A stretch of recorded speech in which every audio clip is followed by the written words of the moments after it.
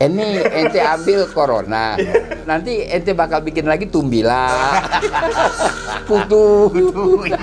Gimana itu? Soalnya ini begini juga, ini mengundang opini juga. Jadi bisa dibilang Bang Iwan ini yang nyiptain virus corona nih. Bisa. Kalau pandangan orang-orang awam kan mungkin agak kurang paham nih Bang ya. Betul. Melihat ini. Iya. Ini tapi kalau kata Abang tadi ini ada nyawanya di sini. Iya. Gimana cara kita bisa merasakan hal itu? Iya. Ini ya.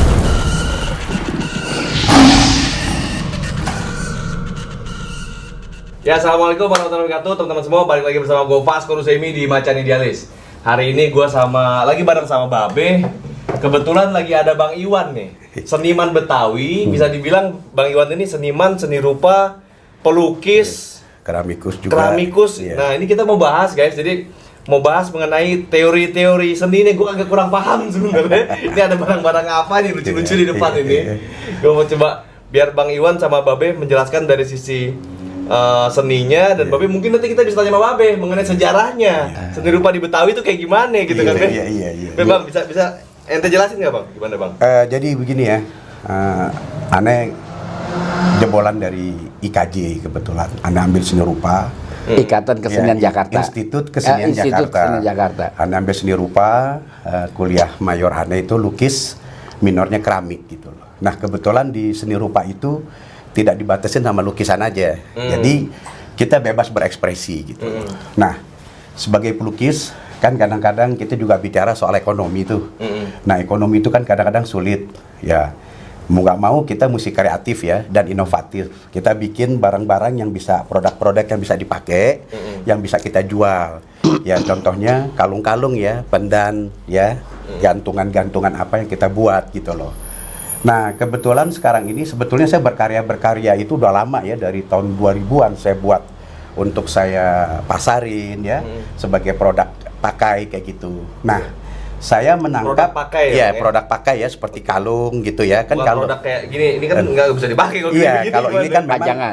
jadi sebagai sculpture ya, patung. Oke, Ya, patung. nah saya sebutnya contemporary sculpture. Oke. Jadi itu bebas berekspresi gitu loh. Iya. Nah, kenapa ini saya mengambil bentuk-bentuk yang sifatnya seperti bergerak? Karena memang unsur-unsur alam itu kan dari partikel-partikel yang memang bergerak ya. Bergerak gimana? Ya, Bang? artinya begini ya, kita melihat satu misalkan katakanlah virus atau amuba itu kan suatu benda-benda yang bergerak dia. Oke. Ya kan? Nah, ini kan unsur-unsur alam. Iya. Ya, karena kita sering melukis di luar, kita sering memperhatikan alam, kemudian kita serap dan kemudian kita Jadi aktualisasikan. kalau bahasanya anak-anak Begitu, seni begini nih, ya kan? lu dalemin nih Mas Gitu ini. ya.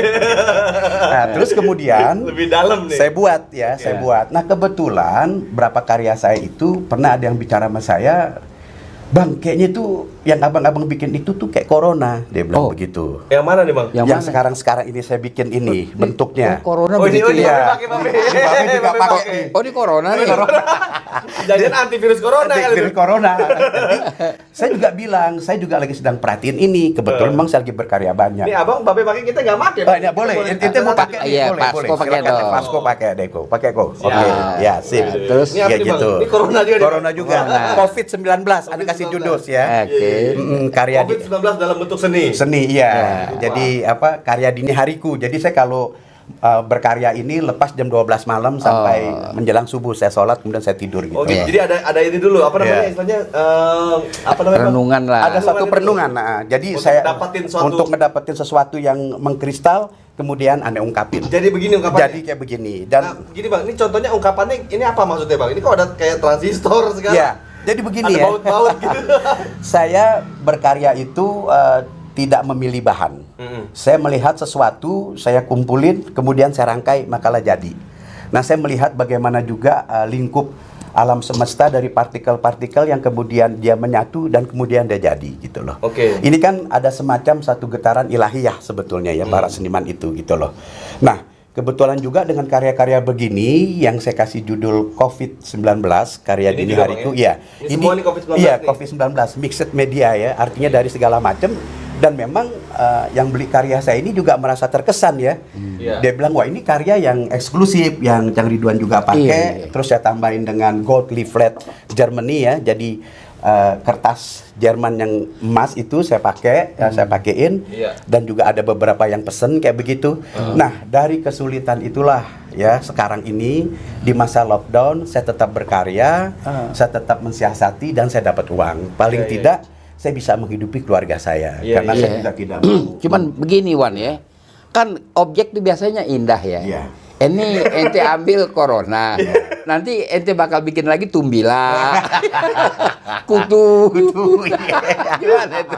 Soalnya ini begini juga, ini mengundang opini juga. Ada yang bilang dulu kalau ngeliat karya-karya saya dalam bentuk-bentuk lain, wah ini tsunami nih.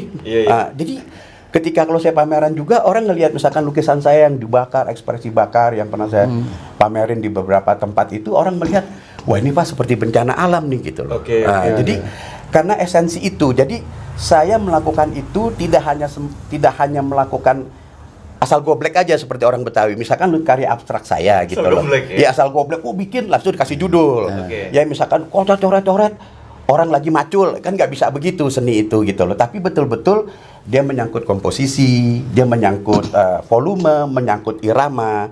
Kayak begini kan juga harus ada kan, dia menyangkut satu komposisi, warna. Dan di situ yang namanya sense of beauty itu harus ada gitu loh.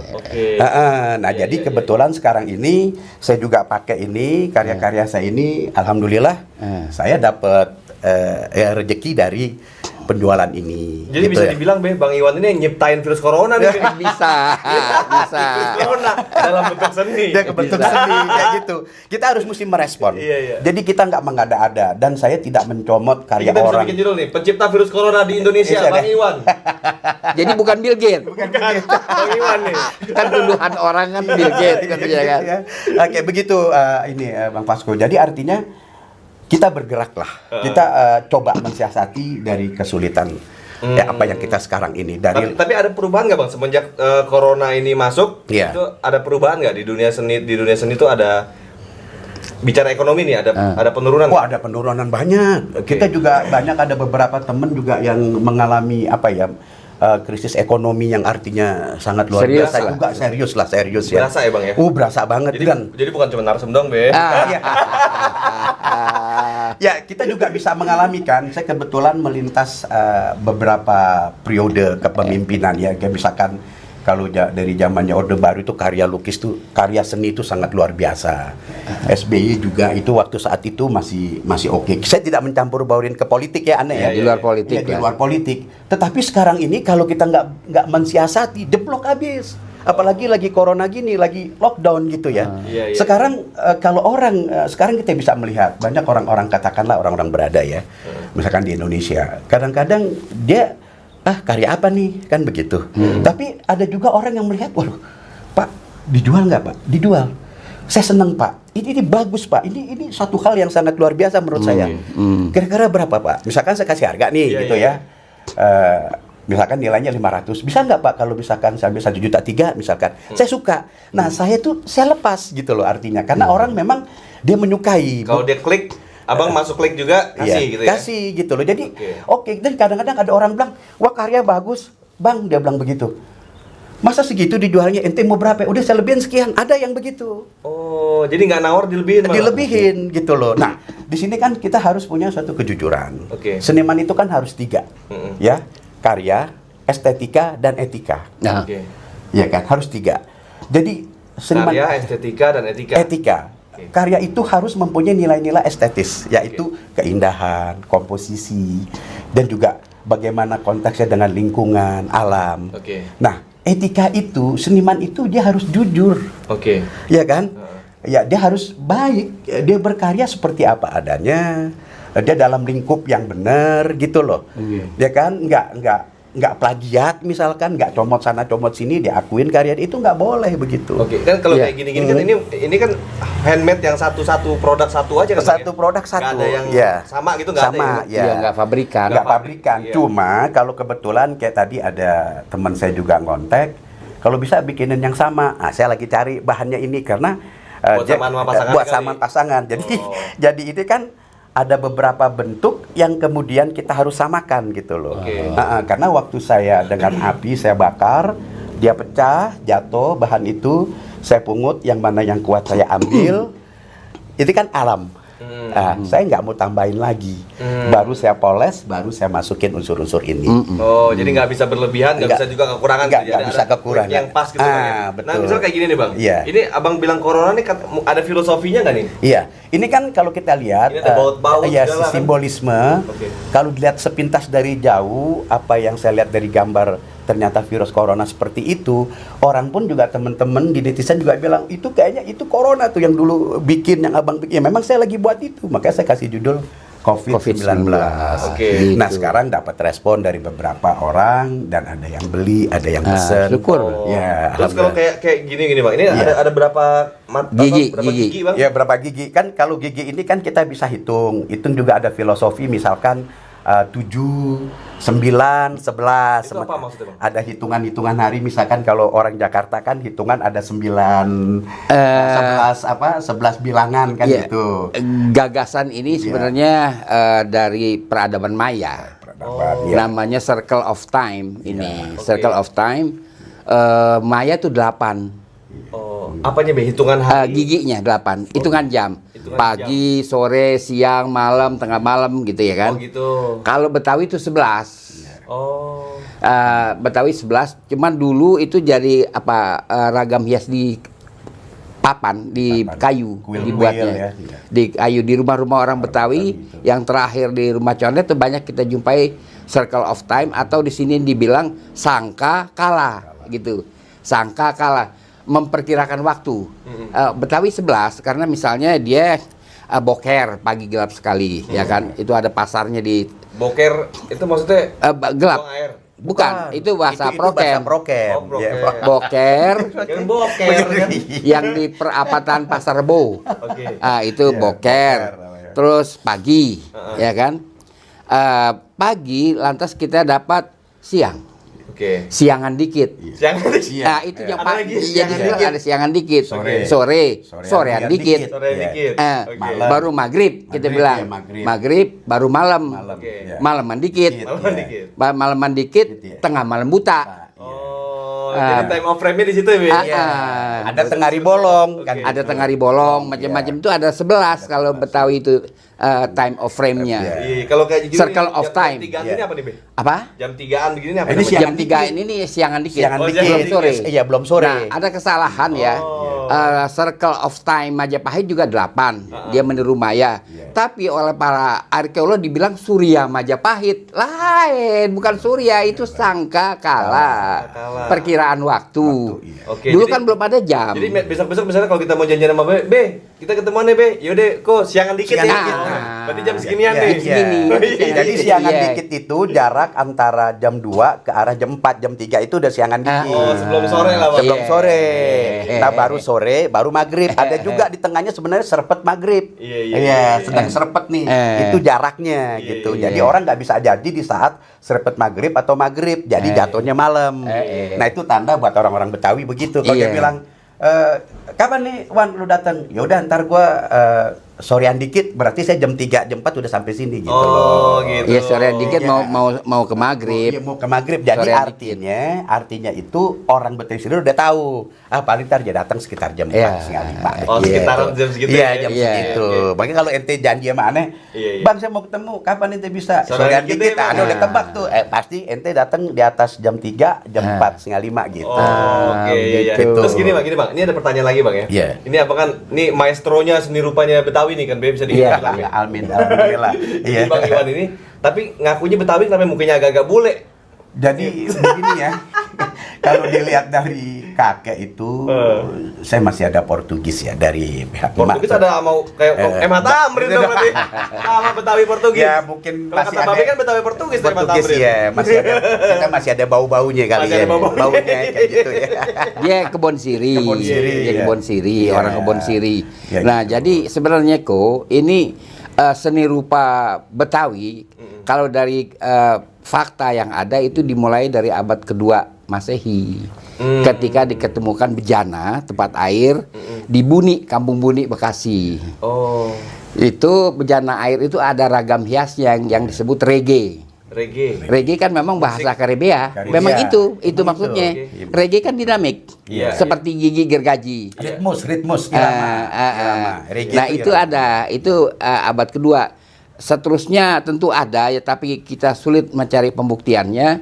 Tetapi kemudian kita masuki saja abad 19, udah dikenal itu seni lukis ya. Iya. Itu waktu kita nggak boleh melukis gambar orang. Nah, itu betul. Wayang seperti itu deh, yang wayang tuh, ya itu. Lukisan wayang lah. Coba Iya. deh unjukin. Iya. Wayang. Iya. Itu dibuat oleh Muhammad Bakir. Iya. Ini dibuat oleh Muhammad Bakir. Iya.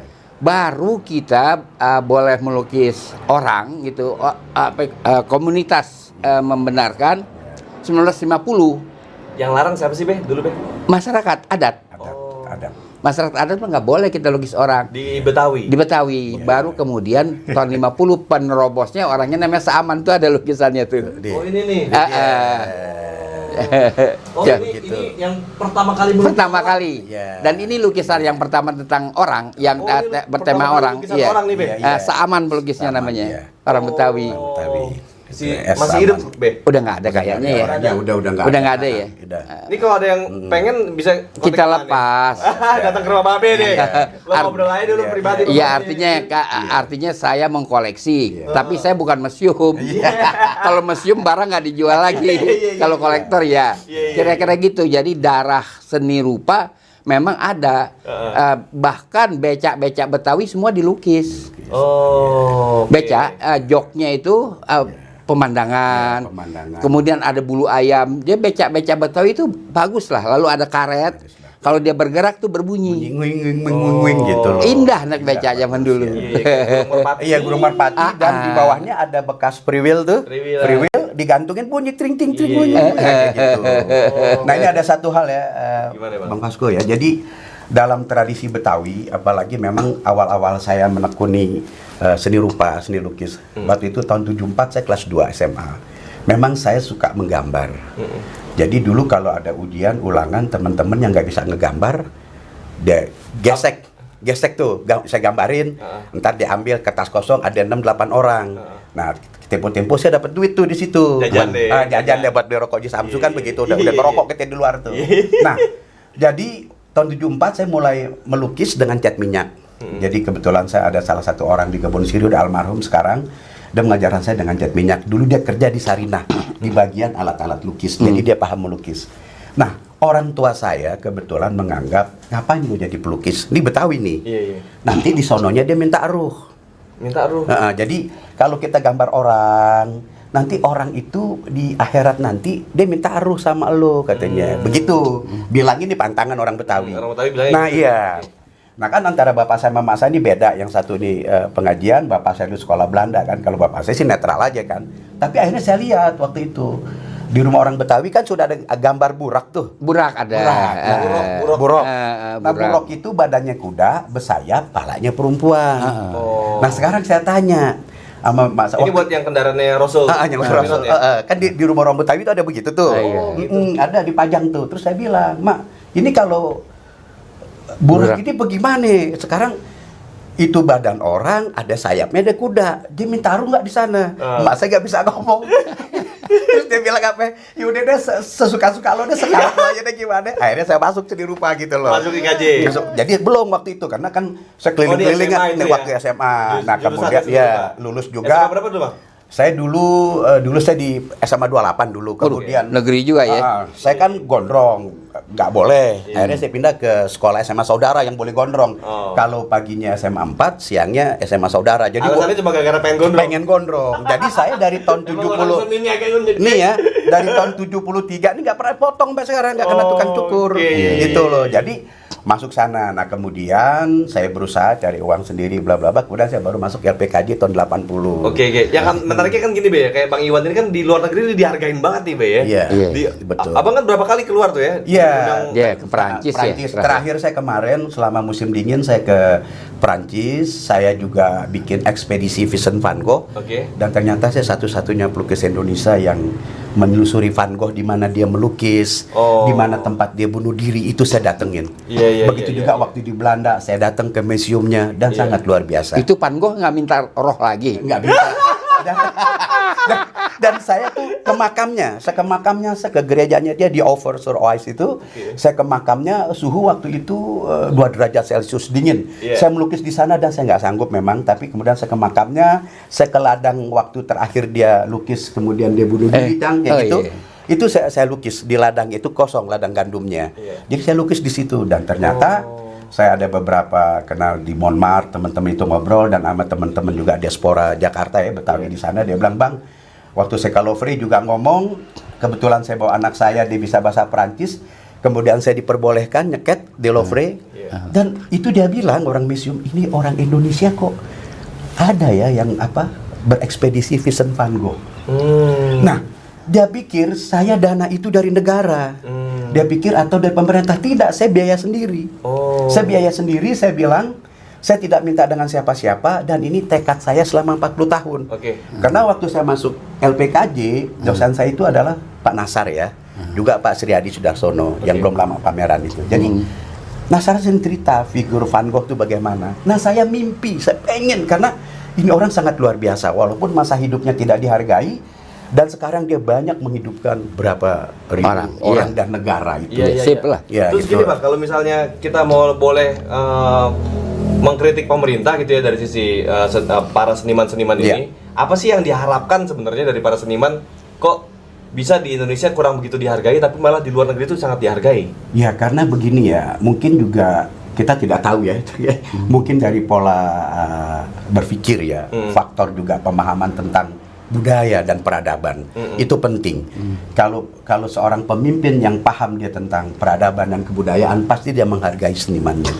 Apa langkah konkretnya misalnya agar para seni rupa ini, para seniman-seniman ini lebih bisa berkreasi, lebih berkembang di Indonesia? Ya, harusnya kan dia di samping ada wadah yang resmi, misalkan seperti Taman Ismail Marzuki. Tim itu kan didirikan karena ada IKJ. IKJ itu didirikan karena ada tim, kan begitu. Sebagai kawah candra di muka untuk anak-anak ini berkiprah di tim. Itu seperti Bang Ali Sadikin dulu pernah mengatakan saat saya masih di Studio 3 di LPKJ. Kalau pandangan orang-orang awam kan mungkin agak kurang paham nih Bang ya. Betul. Melihat ini. Ini tapi kalau kata Abang tadi, ini ada nyawanya di sini. Gimana cara kita bisa merasakan hal itu? Ya, begini ya. Setiap kalau dia seniman yang betul-betul dia berekspresi dan dia berkarya, ini kan ada satu bentuk-bentuk yang bergerak ya, biomorfis. Mungkin secara ini kalau kita lempengin kan dia kaku, tapi ini bergerak. Itu kan simbol sesuatu yang bergerak, ya. Terus banyak bahan-bahan yang saya masukin di situ, tidak hanya lempeng, ada komposisi, ada warna, ada kabel dan segala macam, warnanya, komposisi, jenis bahan, dan itu juga mendukung dari bentuk itu. Itu baru nyatu klik, baru menyatu klik, nyekrup. Ya, saya ketemu Bye-Bye 2011 nyekrup langsung, karena sama-sama Betawi Tengah, kan begitu. Nah itu kemudian itulah yang orang kalau melihat memang bisa multitafsir juga. Ada yang bilang tusuk konde kan, macam ibu-ibu itu macam-macam lah ya. Ada yang ini memang coronanya apa gitu ya. Tapi inilah bentuk-bentuk karena ada komposisi, ada warna. Nah, ini ada irama di situ. Kalau diartikan Bang, satu misalnya yang ini aja nih Bang. Saya menarik ini Bang. Ini apa artinya nih Bang? Ya, ini artinya dari selain judul ini adalah bentuk alami ya. Irama dalam gerak. Ya, komposisi namanya. Miring. Jadi irama dalam gerak. Kayak gitu. Jadi saya bikin karena ada satu bentuk, ada lubang-lubang kecil, ada yang lubang kecil ini salah satu saya buat supaya ada satu terobosan. Ini kan tiga dimensi nantinya, ya kan? Kalau belum selesai atau udah selesai? Ini belum. Ini masih banyak dalam proses. Kalau ini udah selesai. Yang ini selesai, Bang, ini udah selesai. Ada batu juga di bawahnya itu Bang ya? Ini kebetulan saya dapat batu mang sudah bolong. Kayak kalau orang bilang combong ya. Saya ada beberapa. Kebetulan. Enggak, saya enggak. Gitu. Jadi saya manfaatkan yang ada gitu. Memanfaatkan yang ada. Kadang-kadang barang-barang bekas atau bukan dihajar paksa gitu. Enggak. Enggak, saya enggak mau misalkan batu itu saya rusak atau enggak gitu. Gitu. Karena saya menganggap saya sudah melukai alam, kecuali dalam hal misalkan batu-batu yang memang dipakai ya, dia batu-batu mulia itu lain gitu loh. Tetapi kalau udah batu alam begini saya pakai apa adanya gitu loh. Ini menarik banget ya, Be. Jadi kondisi seni rupa ini memang harus didalami, dimaknai dengan dalam banget, dan kita harus mengartikannya mungkin si pembuat sama si penerima nanti Iya, itu betul. harus nyekrup juga Nyekrup, gitu kan bang? nyekrup. Nggak bisa juga Harus. langsung tiba-tiba. Iya. Wah ini apaan nih? Wah kalau nggak nyekrup nggak bakal bisa Iya. kena deh tuh. Iya. Betul. Makanya bisa Iya. terjadi transaksi di situ. Iya, gitu, makanya, Bang, ya. iya. Kadang abang suka bukan ditawar malah dilebihin harga. Dilebihkan. Iya. Iya. Itu Oke. seperti itu. Oke. Itu Iya, iya, seperti iya. itu. Kayak gitu. Oke deh bang, terus gini Ya. bang, kalau orang mau cari ini gimana bang? Mau misalnya mau apa? Ya, Ada yang suka sama ada gini, yang suka, hubunginnya kemana? bisa hubungin Ke ke Facebook saya, abang? ke Facebook saya Apa aja. namanya Facebook abang? Namanya Iwan Aswan. Iwan Aswan ya, Bang, Kalau ya? di Instagram Iwan Naseh. Jadi kalau mau lihat lagi karya-karyanya bang Iwan, ini mungkin banyak foto-foto di Iya, Facebook ya di bang ya? Facebook banyak saudara. Bisa lo lihat teman-teman di Facebooknya bang Iya, Iwan. iya. Iwan apa bang? Iwan Aswan. Iwan Aswan. Kalau di Instagram Iwan Naseh. Lo lihat Iya. karya-karya bang Iwan ini yang unik-unik, yang aneh-aneh mungkin menurut lo. Karena gue tadi ngeliatnya kaget. Ya apa ini bang? Iya. Oke Iya. teman-teman, Iya. jangan lupa kita dukung karya seni Indonesia, kita dukung karya seni khususnya Bang Iwan Betawi Iya. Portugis. Like dan share video ini, subscribe channelnya, klik tombol loncengnya biar lo terus update di Macan Idealis. Assalamualaikum warahmatullahi wabarakatuh. Salam.